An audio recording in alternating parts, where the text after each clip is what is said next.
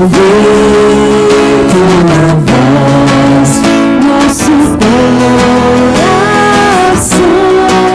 se encheu de alegria e com júbilo sem fim nós cantaremos a tua paz.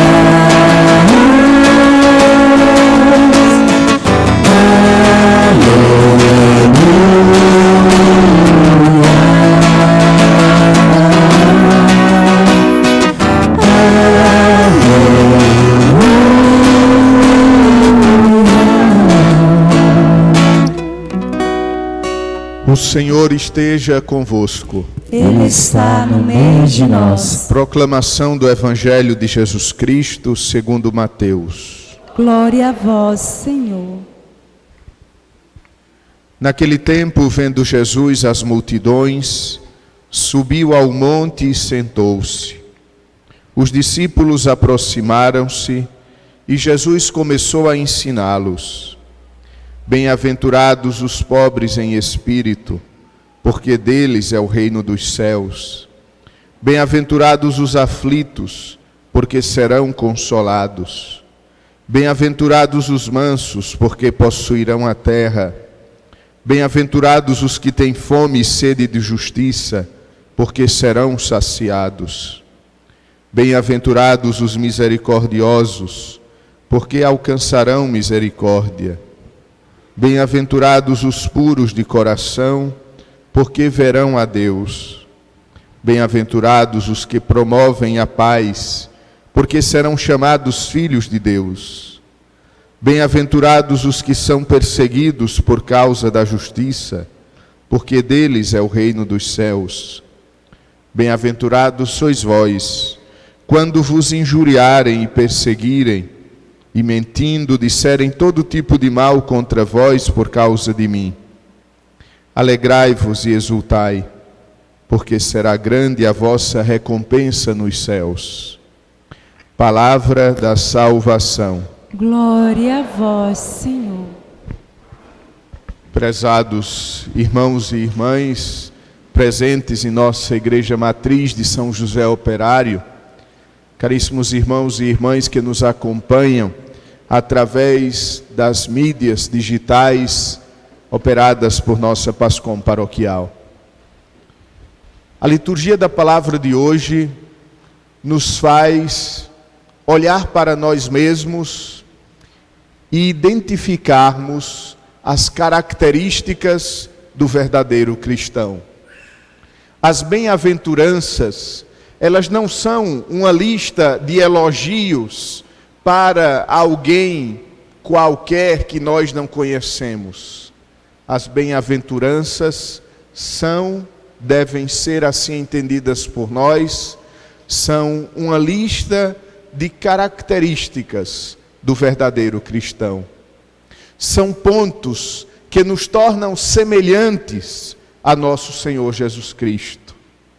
As bem-aventuranças são um itinerário que nos conduz para o reino dos céus.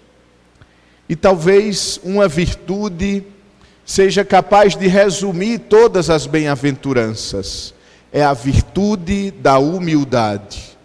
Sem a humildade, somos incapazes de agradar a Deus. Acabamos de ouvir na primeira leitura, extraída da profecia de Sofonias: praticai a justiça, procurai a humildade, achareis talvez um refúgio no dia da cólera do Senhor, no dia do julgamento. Nós, se tivermos exercitado a virtude da humildade, nós encontraremos um refúgio no Senhor. Mas, amados irmãos e irmãs, o que seria a humildade? Como se declina a humildade no nosso dia a dia? A humildade como acontece na nossa vida de cada dia? E acredito que a humildade, ela tenha 3 características fundamentais. E é então sobre estas características que eu gostaria que nessa manhã bela de domingo, do dia do Senhor, nós meditássemos. O que é a humildade? A humildade é a verdade, nos ensina Santa Teresa d'Ávila. Mas verdade sobre o que é a humildade? A humildade é a verdade sobre Deus e a verdade sobre nós mesmos. Amados irmãos, todo pecado é uma afronta contra Deus. Todo pecado é uma usurpação do lugar de Deus. Todo pecado é a reprodução do pecado original, do pecado de Adão e Eva. Aquele pecado que nos faz querer ser iguais a Deus. Lembrem-se da proposta enganadora da serpente no paraíso. Se comerdes do fruto da árvore que está no meio do jardim, de modo algum morrereis, mas vós sereis como deuses. Continua ecoando no coração da humanidade este sereis como deuses, essa proposta enganadora que nos faz pensar que nós podemos tirar Deus do seu trono e nós então podemos nos sentar nele. A humildade então coloca as coisas no seu divino lugar, no seu devido lugar, e nos faz compreender que Deus é Deus e nós somos suas criaturas. Então a humildade é a verdade sobre Deus, mas é a verdade sobre nós mesmos. E a verdade sobre Deus e a verdade sobre nós mesmos tem um ponto de encontro. Nós somos frágeis, nós somos pecadores, nós somos pó e cinzas, mas Deus nos ama, mas Deus se preocupa conosco. E aí nós entendemos a segunda leitura de hoje. Deus escolheu o que o mundo considera estúpido, para assim confundir os sábios. Deus escolheu o que para o mundo é fraco, para assim confundir o que é forte. Deus escolheu o que para o mundo é sem importância, o que não tem nenhuma serventia, para mostrar a inutilidade do que é considerado impotente. Quando somos fracos, quando reconhecemos que somos pó e cinzas, quando reconhecemos com humildade que nós não passamos de criaturas, aí compreendemos o imenso amor de Deus, porque somos criaturas amadas, porque somos criaturas para as quais o próprio Deus desce do céu para nos elevar até Ele mesmo. Nós somos criaturas pó e cinzas que têm um valor para Deus. E qual o nosso valor para Deus? O valor de filhos de Deus. Mas ainda mais, um passo adiante. Como declina-se a humildade na nossa vida? Como nós podemos transformar em vida esta humildade que a liturgia de hoje nos propõe? A humildade é a verdade.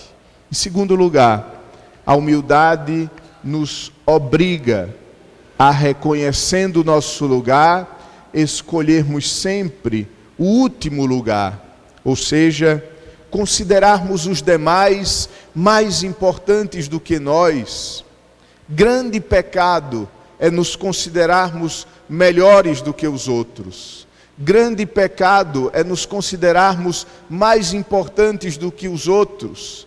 Grande pecado é nos considerarmos o centro do universo. Meus irmãos, nós precisamos realizar uma transformação no nosso modo de nos colocarmos na vida. Nós precisamos reproduzir a revolução copernicânica. Lembram da revolução de Copérnico? Ele que retirou do mundo filosófico e científico a Terra do centro do universo. Nós precisamos nos retirar do centro do universo e colocarmos o irmão no centro.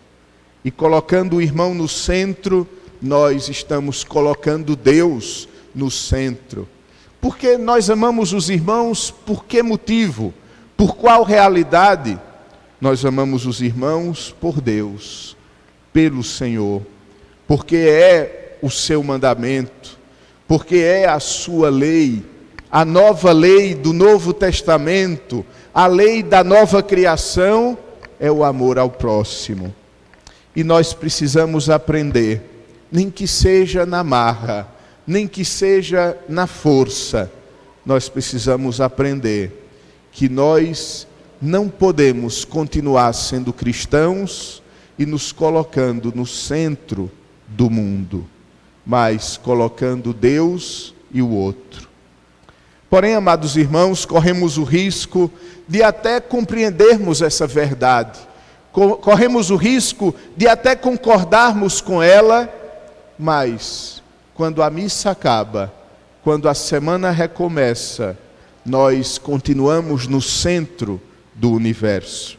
É necessário então transformarmos em vida o evangelho que ouvimos. É necessário então, em atitudes práticas, colocarmos o outro como o centro. E eu gostaria então de deixar duas realidades práticas que nos ajudam a colocar os outros no centro da nossa vida. A primeira coisa é a oração. Nós rezamos pelos outros, ou rezar pelos outros transformou-se para nós num modo de falar, transformou-se para nós num lugar comum, em que sim dizemos que vamos rezar pelos outros, estou rezando por você, mas na realidade não. Na realidade apenas é um modo de nos expressarmos. Rezar pelos outros é colocar o outro no centro da nossa existência. É deixar de pensarmos somente em nós, nos nossos problemas, nas nossas necessidades, nas nossas dificuldades, e alargando o olhar, vermos as necessidades dos demais, necessidades espirituais. Rezar para que os outros se salvem, rezar para que os outros se convertam, rezar para que os outros encontrem na palavra de Deus a via de salvação, o caminho para o céu. Rezar também pelas necessidades materiais dos nossos irmãos. E o segundo modo de sairmos do centro e nos colocarmos numa atitude marginal em relação aos irmãos, porque eles são o centro, é a caridade. Como anda a nossa caridade? Como anda o nosso fazer o bem aos demais? Como anda a nossa esmola? Como anda a nossa atenção aos outros, que sim necessitam de nossa ajuda? E por último, amados irmãos e irmãs, a humildade é um caminho que nunca termina. Quem disser, eu já sou humilde, essa pessoa é soberba. A humildade é um processo que não termina antes de nossa morte. A humildade é um processo contínuo, constante. É um processo que, por um lado, deve nos levar a ter atitudes ativas de humildade, reconhecendo os outros mais importantes do que nós, deixando com que os outros tenham lugar na nossa vida. Mas também a humildade requer de nós uma constante atenção para nos policiando, compreendermos quais gestos no meu dia a dia vão contra a humildade. E assim nós tomamos a fila do confessionário. Não existe humildade sem confissão. Não existe humildade sem bater no peito e dizer, por minha culpa, minha tão grande culpa. Não existe humildade sem repetir as palavras do filho pródigo. Pai, pequei contra Deus e contra ti. Já não sou digno de ser chamado teu filho. Trata-me apenas como um dos teus empregados. E então Deus irá correr ao nosso encontro, irá nos cobrir de beijos, irá nos dar sandálias novas, túnica nova, a túnica dos filhos de Deus, e colocará no nosso dedo novamente o anel que havíamos perdido por nossa própria culpa. A humildade requer de nós passos concretos. Mas nós temos, amados irmãos, o grande modelo da humildade. E o grande modelo da humildade é Nossa Senhora. No Magnificat, ela assim disse: o poderoso fez em mim grandes coisas. Ele olhou para a humildade de sua serva. Por isso, a partir de agora, todas as gerações me chamarão bem-aventurada. Vejam que toda a vida de Nossa Senhora é marcada pela virtude da humildade. Logo após se tornar mãe de Deus, logo após se tornar o ser humano mais importante que jamais pisou nesta terra, logo após ouvir a mensagem do anjo, qual é a atitude de Nossa Senhora? É a atitude da humildade e do serviço. Apressadamente se dirige às regiões montanhosas e se coloca a serviço de Isabel. E diz o Evangelho: e Maria ficou 3 meses, depois voltou para a sua casa. A humildade é saber voltar. A humildade é saber estar a serviço enquanto as outras pessoas precisam de nós. E depois, como disse Nosso Senhor no Evangelho, dizermos: somos servos inúteis, fizemos apenas o que deveríamos fazer. A humildade de Nossa Senhora a levou aos pés da cruz. E veja como Nossa Senhora está aos pés da cruz. Ela está xingando os soldados romanos. Ela está indo em contra do que dizem contra o seu filho. Não, ela está de pé e consciente, oferecendo-se a Deus, também ela em sacrifício. A humildade de Nossa Senhora, por último, a faz permanecer unida à igreja em oração. No livro dos Atos dos Apóstolos, como Nossa Senhora é representada para nós? Ela é representada como aquela que perseverava na oração, junto dos apóstolos, esperando a vinda do Espírito Santo. Perseverar é viver a humildade. Perseverar em oração é ser como Maria, sempre aberta e disponível para receber o Espírito Santo. Amados irmãos, hoje celebramos o 7º dia do nosso irmão Otávio. E queremos então nesta Santa Missa rezar por ele, para que encontre perdão, paz, felicidade no reino dos céus. Mas queremos rezar também pelos seus familiares e amigos, para que compreendam a morte não como o fim inevitável da vida, mas como a passagem para a vida eterna, mas como a Páscoa. Páscoa significa exatamente passagem deste mundo para o Pai. A morte não é o fim, a morte é o começo. A morte não é uma punição, a morte é prêmio de vida eterna. A morte não é a destruição dos nossos sonhos, não é a destruição da nossa vida, não é a destruição do nosso desejo de viver em plenitude. Pelo contrário, a morte é possibilidade desta vida em plenitude. A morte é o desabrochar de todos os nossos sonhos, porque não existe sonho maior do que viver com Deus, porque não existe sonho maior do que ser feliz para sempre com Cristo em Deus. Renovemos a nossa esperança na vida eterna. E quem olha para o céu, olha menos para o mundo. E quem olha para o céu, aprende a compreender que neste mundo, sim, haveremos de encontrar tribulações, mas coragem, porque Cristo venceu o mundo, e em sua vitória, também nós haveremos de vencer. E assim, ouviremos de Cristo, num abraço eterno: vinde, benditos do meu Pai, vinde, tomai posse do reino que vos fora preparado com tanto amor, desde o começo do mundo. Amém. de pé, professando.